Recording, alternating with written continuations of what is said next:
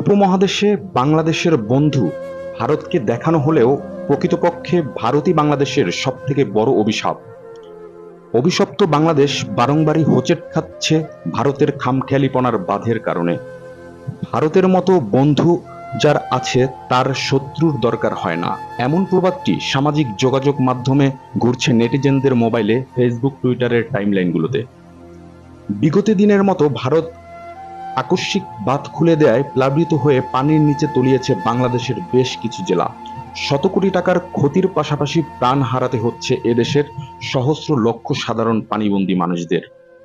বাংলাদেশের বন্ধু ভারত মুখে মুখে বললেও তাদের অন্তরের বিষ যেন বিষিয়ে তুলেছে বাংলাদেশের প্রতিটি মানুষকে। ধারাবাহিকভাবে বাংলাদেশের প্রতি অমানবিক আচরণ পুনরাবৃত্তি ঘটার ফলে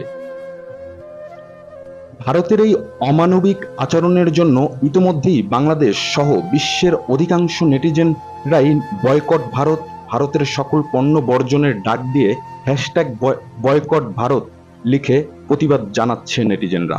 নিউজ ডেস্ক, স্মার্ট বরিশাল।